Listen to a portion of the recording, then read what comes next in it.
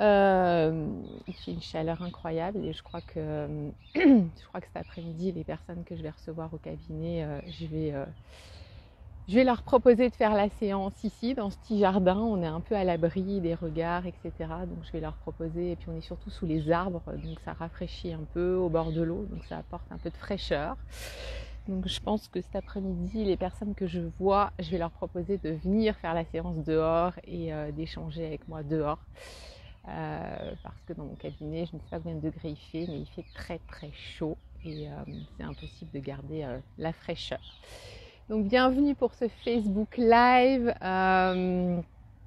J'avais envie de parler, je l'ai intitulé Pourquoi c'est le désert autour de vous. Alors peut-être que pour certaines ça va parler, peut-être pour d'autres moins, mais en tout cas j'avais envie d'aborder cette thématique-là. Et faites-moi, celles qui sont là, un petit coucou dans les commentaires, que je vois qui est là. Je vous laisse arriver. Oh, j'ai sorti la ceinture yellow aujourd'hui, pour vous faire honneur. Je vois qu'il y a du monde qui se connecte. Un cœur aussi, je veux bien des cœurs, que des cœurs sur Facebook. Sur YouTube, ok, on n'a pas le choix, c'est pouce bleu. Mais sur Facebook, on a le choix. Donc s'il vous plaît, je veux des cœurs. Je veux que des cœurs, comme mon t-shirt. Je vous ai mis le t-shirt cœur. Donc, yeah, coucou Tiffany, bonjour Magali, et Stéphie, Birgit, super. Je sais pas, j'ai une notif à chaque fois qui s'affiche, il va falloir que j'enlève ça parce que ça fait du bruit. Je sais pas pourquoi ça se passe. Bon, bref, peu importe, on verra la technique plus tard. Donc la question de cette question-là, souvent on demande mais pourquoi les gens s'éloignent de moi? J'ai perdu mon conjoint, j'ai perdu mon enfant, j'ai perdu un proche, on s'éloigne de moi et voilà, ça rajoute en fait de la souffrance, de la douleur par rapport à ce que je vis. Je suis très en colère contre ces gens qui s'éloignent. Et donc pourquoi il y a cette sensation d'être vraiment isolé, d'être seul et c'est pas qu'une sensation, de toute façon ça peut être aussi une réalité. Alors pour beaucoup, heureusement, vous êtes entouré par vos familles, par des proches. Et même quand on est, j'ai envie de dire, ça c'est la petite parenthèse, mais même quand on est entouré, qu'il y a du monde autour de nous, on peut vraiment sentir... on peut se sentir très seul en fait, parce que le deuil isole vraiment et on se sent vraiment seul. Donc moi, ce que je voulais déjà vous dire, c'est que oui, il y a des personnes qui vont s'éloigner. Pourquoi? Parce que la mort, le deuil, eh bien, on va dire que pour faire court, hein, ça fout la trouille en fait. Ça fait peur aux gens déjà, ça renvoie énormément de choses aux gens, soit leur propre deuil et des deuils qui n'ont pas été évoqués, qui n'ont pas été parlés, soit les gens se disent mais moi si j'étais dans sa situation, si je perdais mon conjoint, si je perdais mon enfant, comment je réagirais? Ensuite c'est je sais pas quoi lui dire. Je sais pas quoi lui dire. Je sais qu'elle a perdu son mari il y a 3 mois, il y a 6 mois. Mais je sais pas quoi lui dire. Donc, comme je sais pas quoi lui dire, ben, en fait, qu'est-ce qu'elles font les personnes? Elles prennent du recul. Elles appellent pas parce qu'elles ont tellement peur de blesser, elles ont tellement peur de mal faire que en fait, elles contactent pas la personne, elles vous contactent pas, elles font pas de mail, etc. Et c'est une erreur en fait parce qu'il n'y a rien de pire que le silence. Parfois, il vaut mieux faire des fois des bourdes, des petites gaffes que de pas rappeler la personne. Mais en tout cas, c'est comme ça. C'est notre société. Dans notre société, la mort est hyper tabou. C'est vraiment un sujet qu'on aborde peu et qu'on ne sait pas comment aborder. On ne sait pas quoi dire à une personne qui a perdu son conjoint, son enfant, son parent. On a peur de sortir des banalités, donc on se tait, on dit rien et on laisse le temps passer en espérant que la personne va revenir vers nous. Et il se passe rien. Donc ça, c'est un constat, c'est comme ça. Moi, ce que j'ai envie de vous dire déjà par rapport à ça, si vous êtes dans cette situation où vous avez l'impression qu'il y a des amis, des collègues de travail, vos voisins, votre voisine, je sais pas qui prend des distances, qui quand la personne vous voit, elle se barre en courant presque. Déjà, alors je sais que c'est pas facile, mais ça fait rien, je vous le dis quand même. On peut être en colère bien sûr, mais en fait ça sert à rien. ça sert à rien parce que vous allez bouffer de l'énergie pour rien du tout. Mais c'est vrai que c'est notre première réaction. Moi, j'ai été aussi beaucoup en colère contre certaines personnes, mais en fait, je me rends compte que ça bouffe de l'énergie et que c'est pas très productif pour nous, quoi. Donc j'ai envie de vous encourager à pas être en colère contre ces personnes-là. Elles comprennent pas, elles ont pas peut-être ces sensibilités-là. Bon bah voilà, c'est comme ça, c'est ok. Ça c'est la première chose que j'ai envie de vous dire. Ensuite, la deuxième chose, c'est que parfois, c'est à nous en tant que personnes endeuillées à faire un pas en fait, à tendre un peu une perche à la personne. On sent que la personne, elle ne sait pas quoi nous dire, elle ne sait pas quoi faire. Parfois, les gens, ils ont peur de vous dire, ben, comment tu vas ce matin, je pense fort à toi parce que je sais que tu as perdu ton conjoint, ton enfant. Ils ont peur de vous dire ça parce qu'ils se disent, oh là là, ça va, je vois qu'elle est à peu près bien, alors que vous n'êtes pas bien du tout, vous avez juste mis le masque de la Commedia dell'arte. Donc je ne vais pas lui rappeler que son mari est mort. Je ne vais pas lui rappeler que son enfant est mort, alors que c'est complètement débile parce que en fait, vous y pensez 24 heures sur 24, 7 jours sur 7, il n'y a pas un moment où vous y pensez pas. Donc en fait, parfois c'est à nous en fait, à faire un pas, à dire ben je vais un peu briser la glace quoi, en disant bah tu sais c'est ok si tu me parles de mon mari, ça me fera plaisir, tu peux me raconter peut-être des anecdotes, des souvenirs que tu as eu avec lui, des moments passés, ça me fait du bien parce que quelque part ça continue à le faire vivre, ça le continue à le faire exister autrement bien sûr dans une autre dimension, mais en tout cas ça m'aide parce que ça me fait du bien de parler de lui parce que je veux pas qu'on l'oublie. Donc c'est ok que tu m'en parles et même si en fait quand tu vas m'en parler peut-être que je vais fondre en larmes, peut-être que je vais pleurer, mais c'est pas grave, on se serrera dans les bras, on pleurera ensemble et ça va me faire du bien. C'est pas parce que tu vas me voir pleurer quand tu vas évoquer un souvenir avec lui ou avec elle que ça va ça va m'en rajouter. Au contraire, oui, on va pleurer, mais il n'y a pas à avoir peur des larmes. Donc ça, vous pouvez le dire à la personne. Après, elle entend pas, bon, mais ça peut être un premier pas. L'autre chose aussi que vous pouvez dire aux gens, c'est je vais pas être tout le temps comme ça. Je vais pas être tout le temps dans les larmes. Alors, c'est bien de le dire à voix haute à une personne parce que même si vous vous en doutez, et je sais que pour certaines, par rapport à ce que vous traversez, vous vous dites mais merde, est-ce que je vais pas être tout le temps comme ça? Ben non, je vous le redis, vous n'allez pas être tout le temps dans ces vagues émotionnelles. Voilà, petit à petit, ça va s'apaiser. On sait que par exemple pour le deuil du conjoint, quand les personnes se font accompagner, eh bien on voit, et moi je le vois aussi dans mes programmes, au bout de 2 ans, 2 ans et demi, les femmes, elles me disent ben ça y est, je me sens apaisée, un peu mieux. Je sens que là j'ai de l'énergie qui est revenue, etc. Donc dire à la personne que, et si vous êtes suivi, moi je le dis souvent à mes clientes, dites aussi ce que je dis en séance, c'est-à-dire voilà, dites Rachel qui m'accompagne m'a dit que je vis un deuil tout à fait normal, que je suis pas dans un deuil pathologique et même si là en ce moment, 1 an après, parce qu'il y a des dates clés, des dates d'anniversaire qui me font souffrir, bah, je continue à avancer quoi. Et je vais pas être tout le temps comme ça toute ma vie. Simplement, bah, le deuil, ça met du temps. Et c'est important de le dire aussi en tant que personne endeuillée aux autres parce qu'on le vit. Et d'expliquer aussi ça casse le tabou du deuil. Ça explique aussi que le processus de deuil, on fait pas un deuil en 1 an, c'est faux. C'est plus long que ça met du temps, on va avoir des périodes où on va pleurer, on va pas être bien, c'est normal. Donc c'est aussi des fois un moment où en fait vous allez expliquer aussi ce que vous vivez, mais ce que toutes les personnes en deuil vivent aussi quoi. Donc c'est vraiment, je trouve, ça peut être intéressant et quand on est comme ça cash aussi, quand on aborde les choses, il y a peut-être des personnes aussi qui vont s'ouvrir, qui vont vous dire je n'osais pas en parler, mais moi peut-être qu'elles vont vous dire moi quand j'ai perdu ma mère c'était difficile, peut-être que voilà j'ai perdu je sais pas, il y a des gens parfois, et notamment je pense au milieu professionnel, qui quand nous on commence à mettre les pieds dans le plat en expliquant ce qu'on vit, en disant à la personne je veux pas que tu aies pitié de moi quoi, hein, c'est pas ça que je recherche, mais un moment juste d'écoute, en fait les autres commencent à dire ouais je comprends, moi quand j'ai perdu ma mère, quand j'ai perdu mon père, voilà, il y a des choses aussi qui peuvent s'ouvrir. Donc ça peut être ça aussi, d'expliquer, d'y aller franco. Après c'est à nouveau pareil, hein, vous tentez, vous expérimentez, ça prend pas, mais parfois ça peut être, vous pouvez aussi avoir de belles surprises.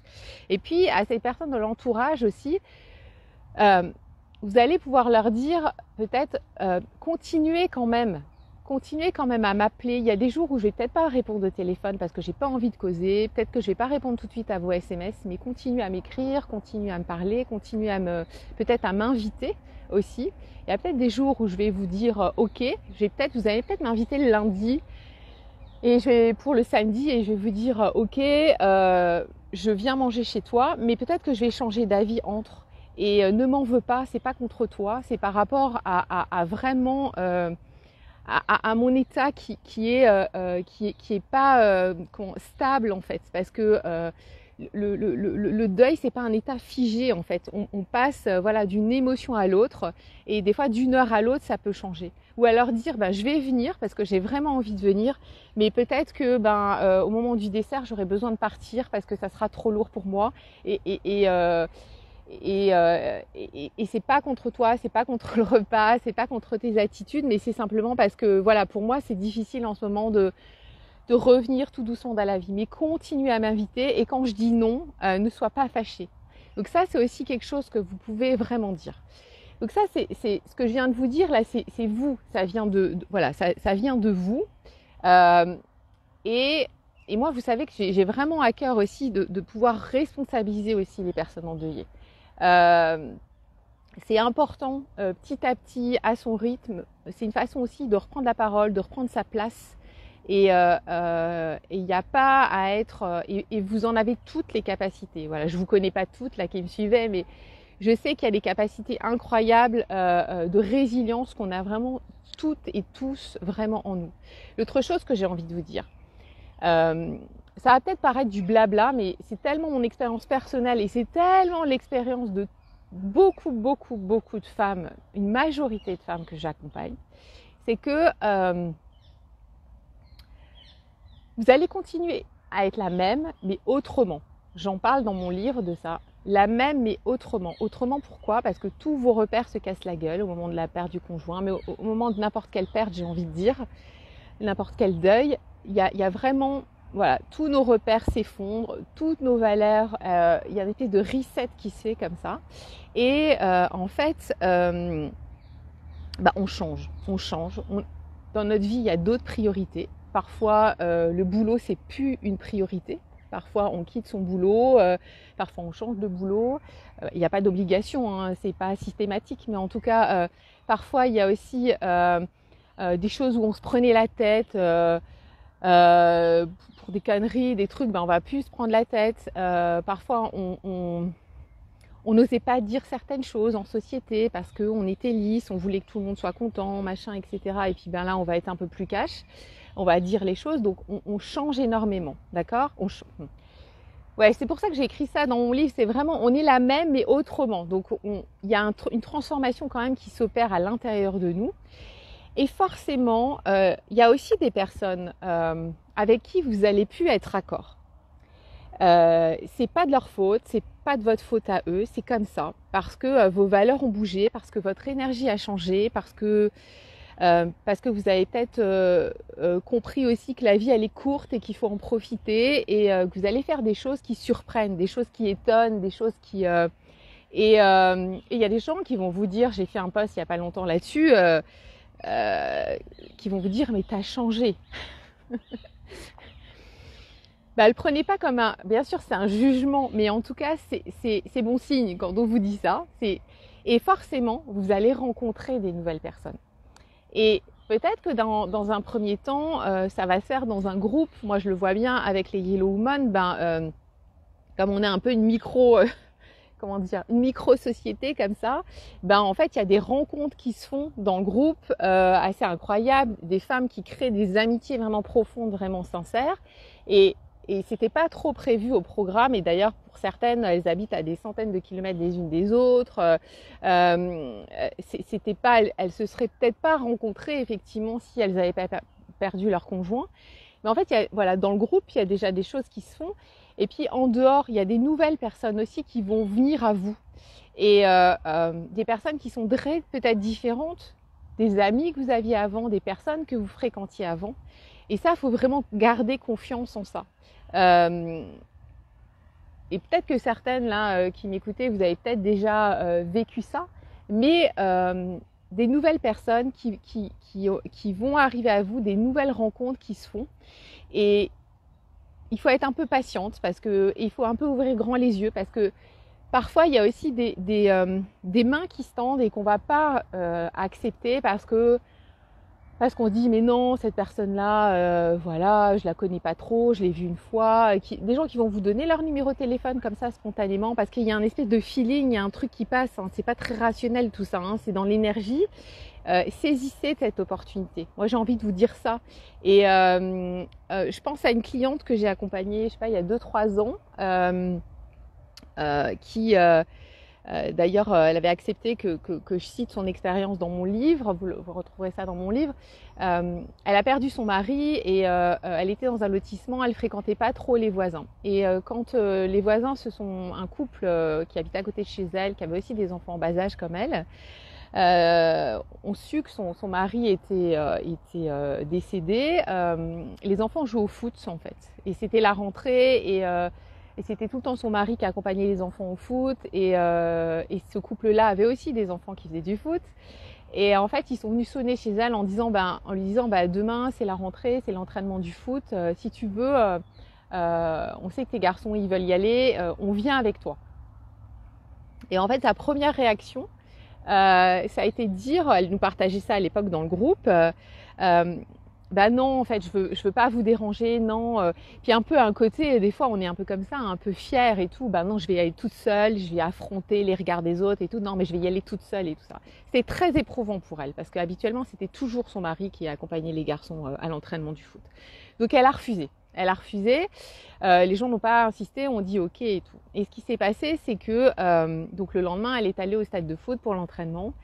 Elle était pas bien, elle nous racontait qu'elle avait sa casquette vissée sur la tête, c'était début septembre, lunettes de soleil et elle sentait que les larmes montaient, quoi. Les enfants sont partis au vestiaire se changer et elle disait que les gradins étaient remplis de parents et elle avait l'impression que tout le monde la regardait. Elle commençait à avoir des larmes qui arrivaient et là, qui est-ce qu'elle a vu au loin? Ce fameux couple, ses voisins, qui étaient venus la voir. Ils étaient là en fait, ils l'avaient pas écoutée, ils lui ont fait signe. Et elle nous a dit, j'étais tellement soulagée quand je les ai vus et elle s'est installée au milieu d'eux, de chaque côté. Et j'ai toujours des frissons quand je partage ça parce que je trouve ça hyper beau. Et elle disait, eux, ils étaient là pour moi. Pourtant, elle disait, c'est pas des gens que je connais hyper bien, quoi. On n'était pas amis très proches. Et pourtant, j'ai senti qu'il y avait une énergie forte, qu'ils étaient là et ils m'ont pris la main. Et je vais chialer quand je dis ça et je trouve ça génial, quoi, vraiment. Et elle nous a dit, eux, ils étaient là pour moi et moi, j'étais là pour mes garçons. Et en fait, après, c'est devenu, voilà, ils ont encore fait plus connaissance, etc.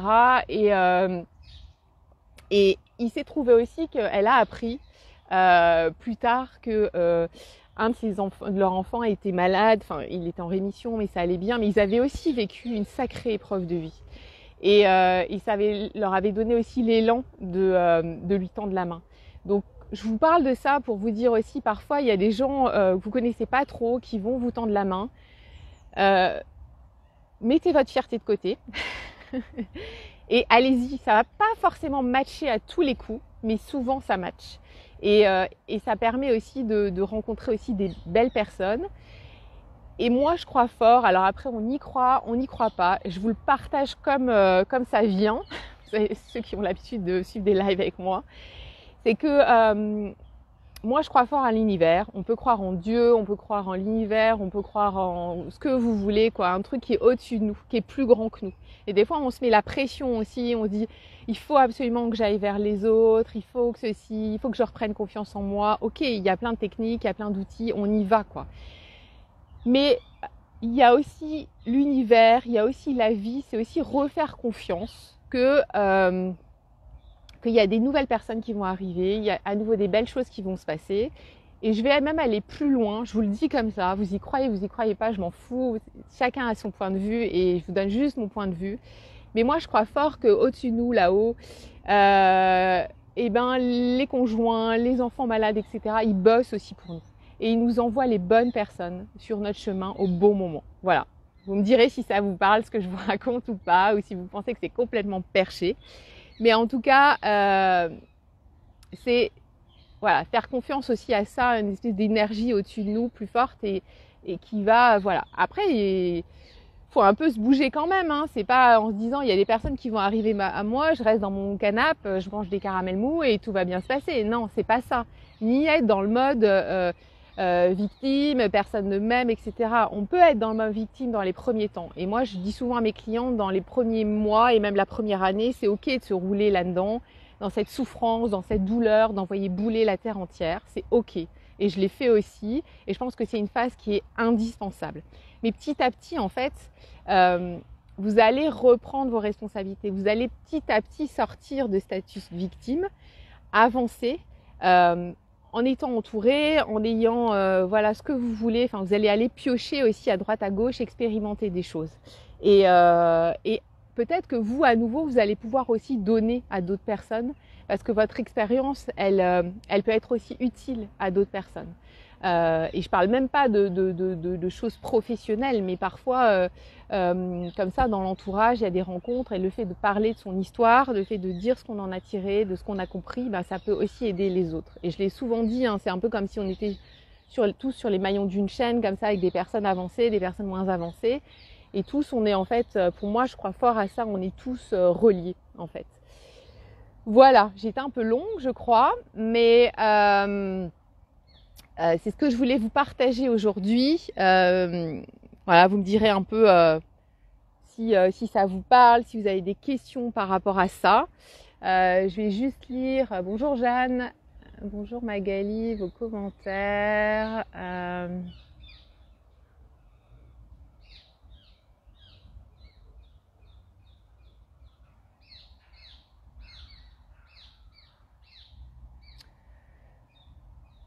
Oui, de communiquer auprès de ses proches. Après, effectivement, je suis d'accord avec toi, Magali. Après, j'ai envie de dire, bon, on n'est pas obligé non plus que ça devienne un job à plein temps, hein, mais voilà, tu as semé un peu des graines, tu récoltes ou tu récoltes pas, mais en tout cas, parfois il y a aussi des gens qui s'éloignent, qui comprennent pas, ils comprennent pas, ils s'éloignent, et c'est qu'on n'est plus, comment dire, on n'est plus alignés sur les mêmes choses et c'est pas grave, c'est que ces personnes-là devaient sortir aussi de votre vie et qu'il y en a d'autres qui vont rentrer, quoi. C'est un peu comme les enfants moi je donne souvent l'image des bacs à sable, quoi, pour les enfants, hein. Les enfants, moi je suis en ville, là ils vont au parc, là comme je suis aujourd'hui. Alors j'ai pas de bac à sable près de moi, mais pendant des semaines, des mois, ils vont jouer dans un bac à sable avec les mêmes enfants, etc. Et puis à côté il y a un bac à sable où il se passe d'autres trucs, quoi. Du jour au lendemain, eux, ils vont aller dans l'autre bac à sable. Et il n'y a pas de scandale, en fait. Il n'y a pas de... C'est pas grave. Les mômes, ils se formalisent pas. Ils vont jouer avec d'autres copains à côté dans l'autre bac à sable. Parce que dans l'autre bac à sable, il y a peut-être je sais pas, on construit des châteaux avec du sable plus sympa, où ils font des trucs plus fun et tout. Voilà, c'est comme ça. Et ça veut pas dire qu'ils n'aiment pas les autres enfants, quoi. C'est aussi ça. Parfois, on prend de la distance. C'est pas parce qu'on s'aime plus. C'est pas parce qu'on est fâché. C'est parce que... on sent qu'on n'est plus aligné sur les mêmes choses et c'est la vie, quoi. Alors c'est vrai que c'est très très à la mode et je conclurai là-dessus. C'est sûr que des fois ça fait bien de dire qu'on a les mêmes amis depuis 30 ans, c'est génial et tout. Ok. Des fois des amis de 30 ans, on en a un, on en a une, hein, on n'en a pas 50 000, hein, et puis c'est pas grave, quoi.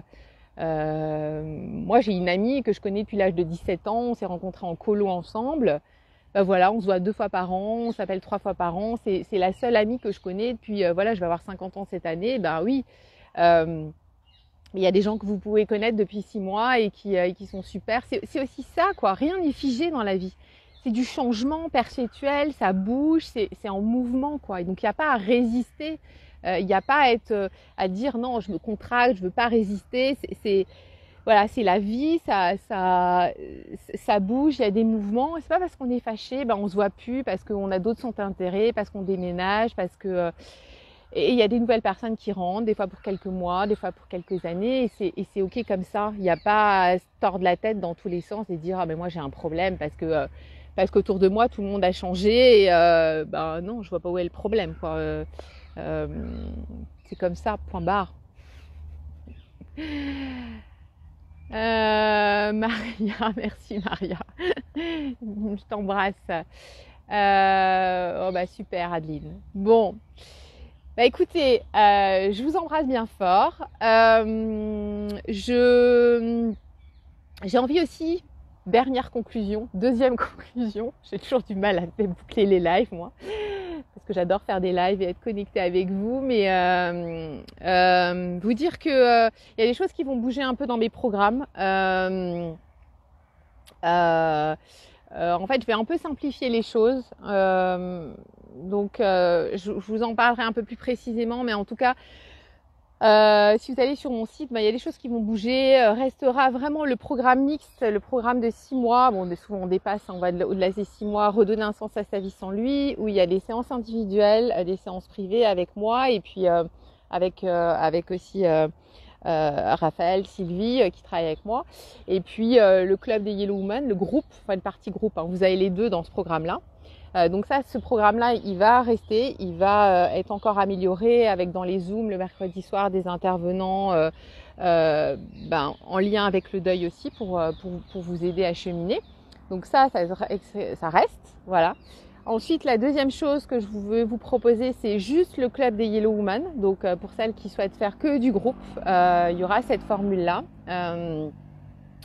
Parce que des fois il y a des personnes qui me disent moi j'ai pas besoin de séance individuelle parce que je suis déjà accompagnée par une psy, par une autre thérapeute, enfin ou un thérapeute, etc., où je ressens pas le besoin, mais moi j'ai envie du groupe. Donc le club des Yellow Women, ça sera la formule groupe, aussi sur 6 mois, et là je vais la réouvrir le 5 octobre. Donc pour le club des Yellow Women, vous allez rejoindre mes clientes qui sont dans le programme mix quoi, à partir du 10 octobre. À partir du 10 octobre. Je vais en reparler.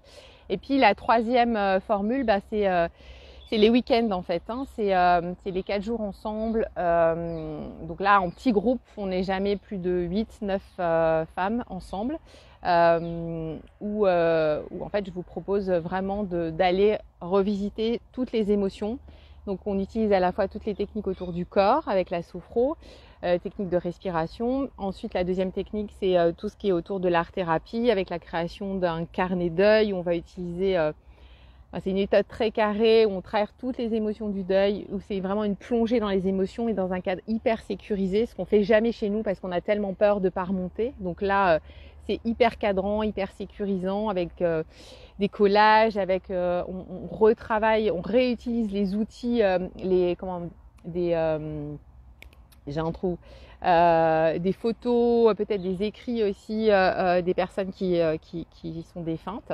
Et puis la troisième axe, c'est vraiment c'est la parole en fait, le partage, les cercles de femmes, les échanges avec tout ça avec des outils très ludiques en fait. Hein. Les filles qui ont vécu le week-end là en juillet, c'était ça. C'était la première fois que je faisais ça et à la Toussaint, donc je vais le refaire. Il y a les dates déjà sur mon site.